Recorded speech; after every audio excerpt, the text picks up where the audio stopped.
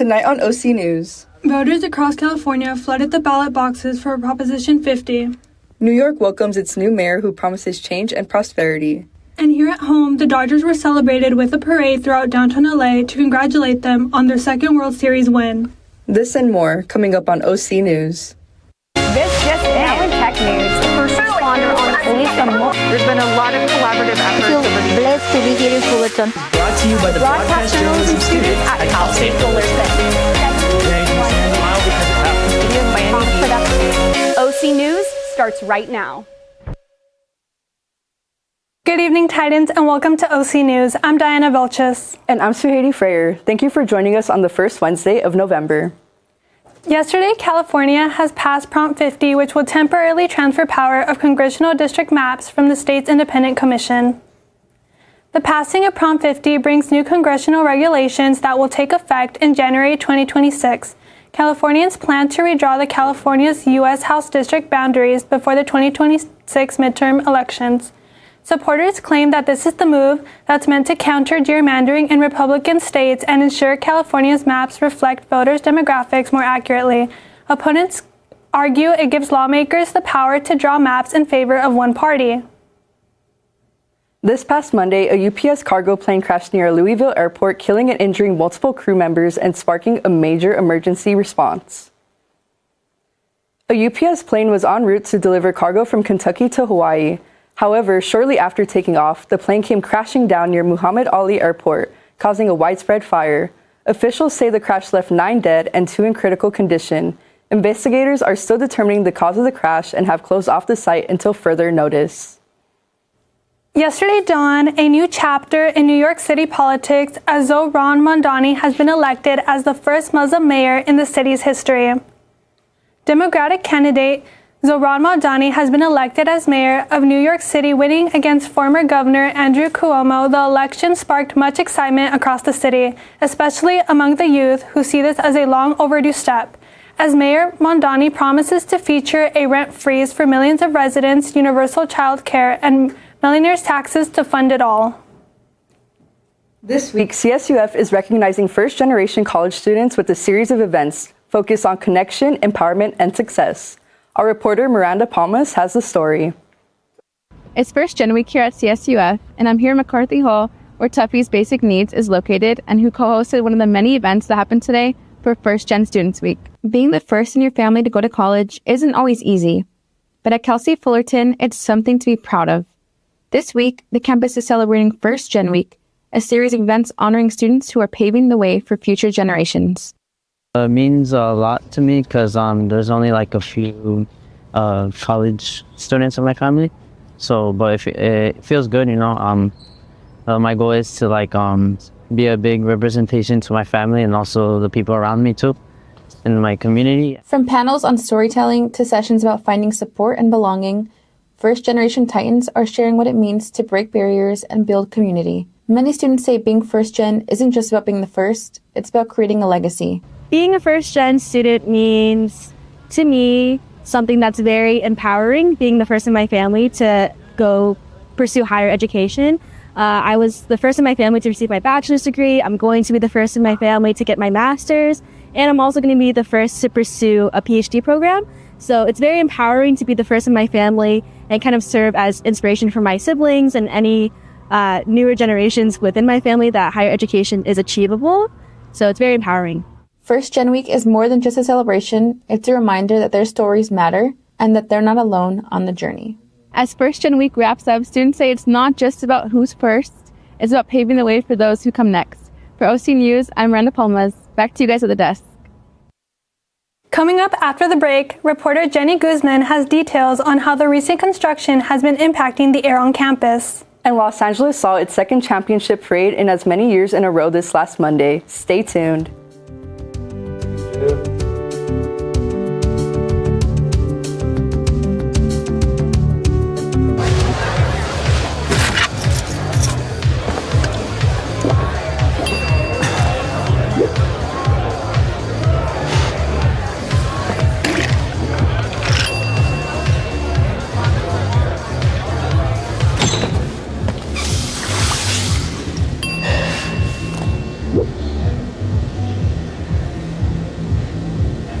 need to do something to feel okay to drive, you're not okay to drive. Don't drive buzzed. STEM is precise, no margin for error. Dare to forget that. Dare to have fun with it. Get weird with it. Dare to send those old STEM theories flying past the neighbor's house into outer space. Dare to program something internet-breaking, record-breaking. Dare to blow their minds. Dare to learn the difference between sedimentary and metamorphic rock. Go find those rocks. Dare to keep daring. Dare to STEM. Check out She Can STEM to get started.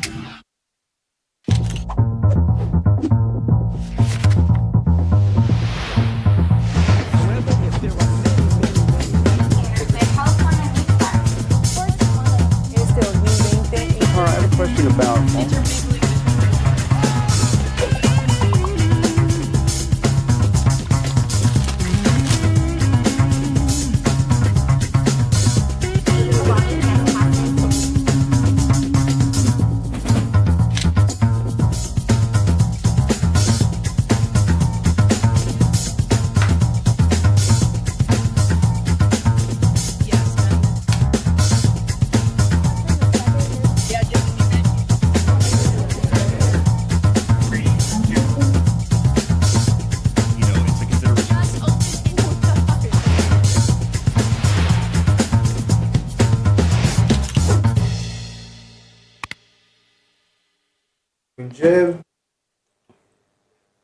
Welcome back, Titans. Let's toss it over to Litzy. She's got the scoop on today's weather and what's ahead for this week.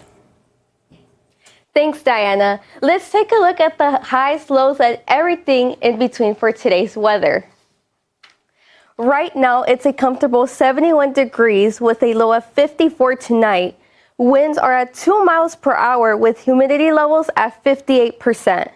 The sunrise was caught at 6:15 a.m. And if you're watching right now, it's already dark outside.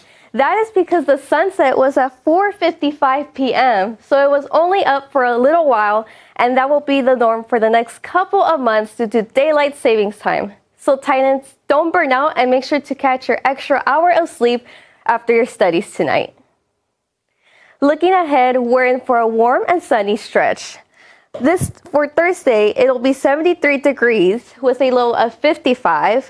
For Friday, it'll climb to 80 with a low of 58. And Saturday, we have here is 82 degrees with a low of 58.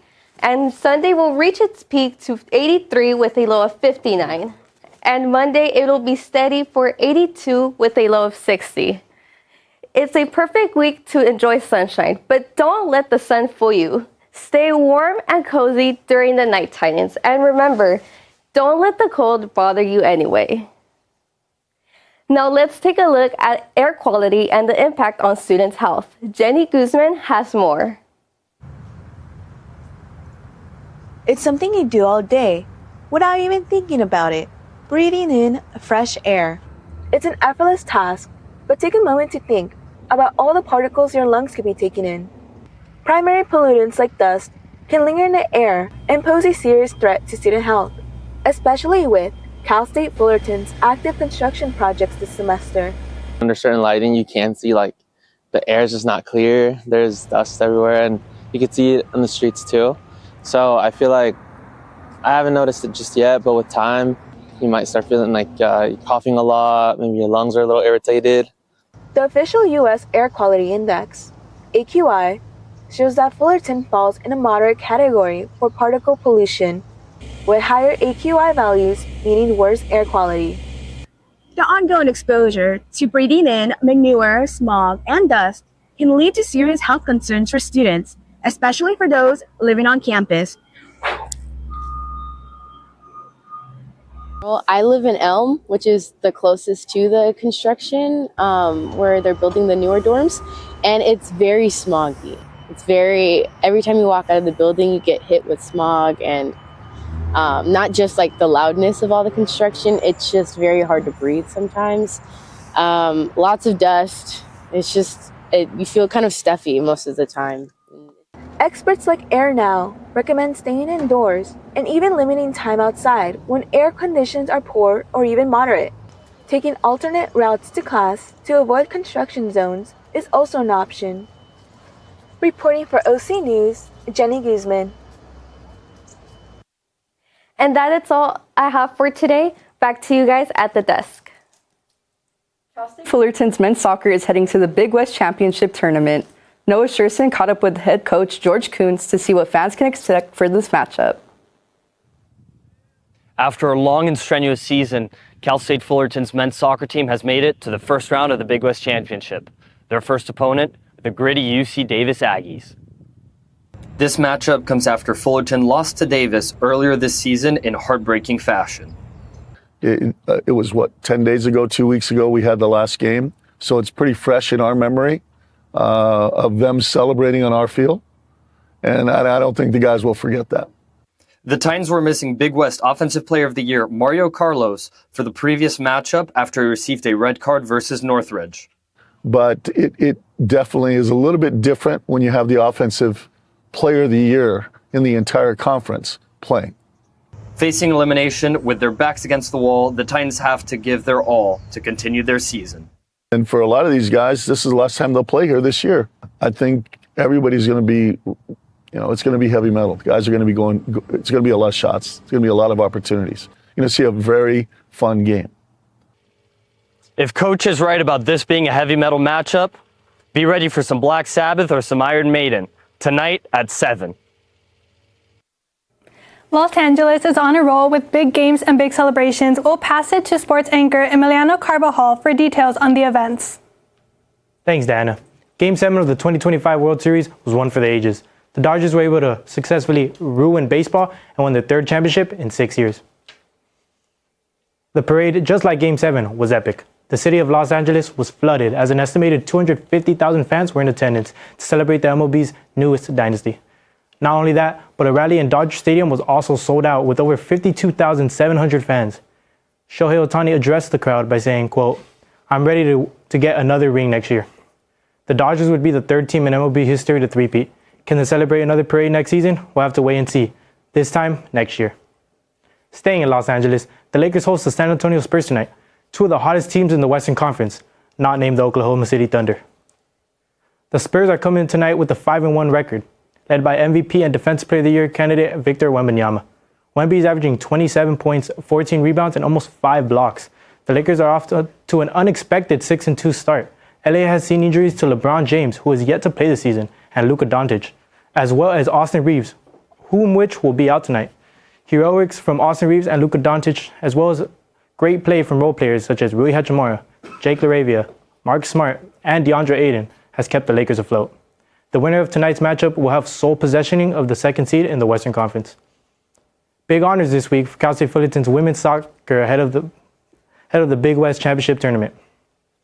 Redshirt senior Isaac Ranson was named Big West Goalkeeper of the Year for the 2nd time after posting 12 shutouts, ranking 2nd in the nation.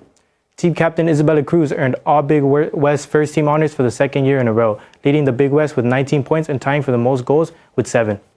Cameron Cruz joined her on the first team, scoring 6 goals and 13 points in her first season as a Titan. The Titans wrapped up the regular season 13-2-3, finishing 3rd in the Big West.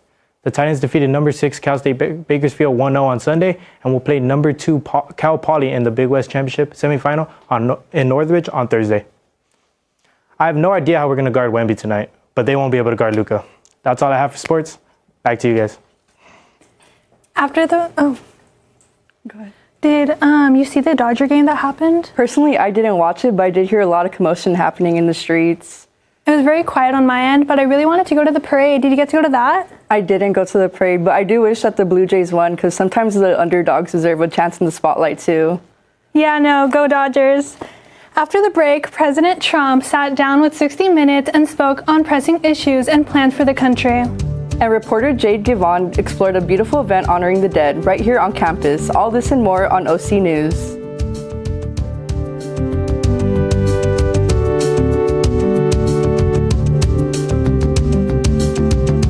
I don't think that many kids in my son's school even do it.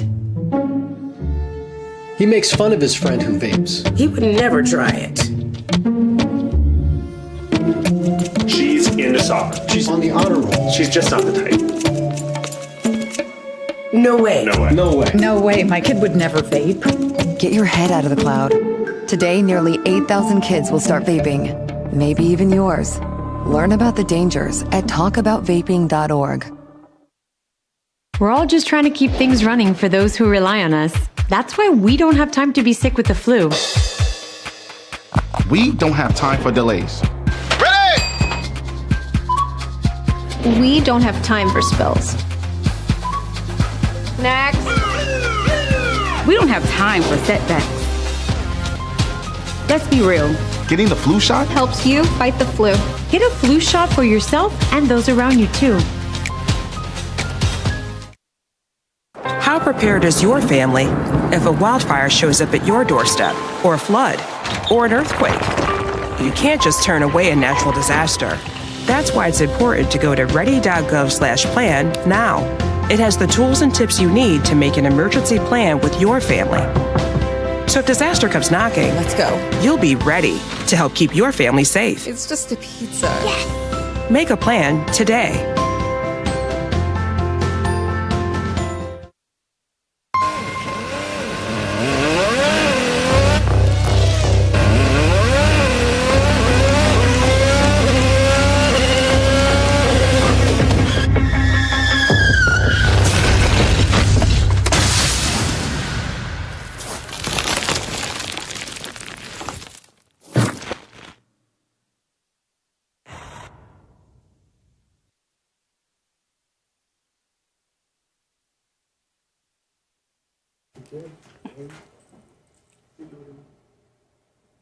Last night, President Trump sat down with CBS's 60 Minutes for his first interview on the program in 5 years. President Trump sat down with senior correspondent Norah O'Donnell on CBS's 60 Minutes for an in-depth interview. The president said that the U.S. must continue with nuclear testing to maintain competition between Russia and China. The president also makes the claim that Democrats were responsible for the government shutdown. Lastly, he voiced his known critique of the Affordable Care Act, calling it defective and promises a bleak future for the country. Now let's check in with Taylor and see what's making the headlines in entertainment this week. Take it away, Taylor. Thank you. From honoring a Hollywood legend to Walk of Fame star to tech twist with Kim K, here's everything you need to know right now. Starting on a somber note, remembering one of Hollywood's most respected talents. A 3-time Academy Award nominee known for Alice Doesn't Live Here Anymore and Wild at Heart, Diane Ladd has passed away at 89. Over the course of more than 6 decades, Ladd established a remarkable career, earning awards and praise for her powerful, down-to-earth performances. She worked with her daughter, Lauren Dern, most recently in Enlightened on HBO. From across the film community, tributes are pouring in, honoring her grace and humor and lasting impact. Ladd leaves behind a legacy of strength, originality, and storytelling that will continue to inspire generations. Even though Hollywood is mourning one of the brightest stars, it's also time to celebrate a well-deserved moment in the spotlight. Actress and talk show host Sherri Shepherd is officially a part of the Hollywood Walk of Fame.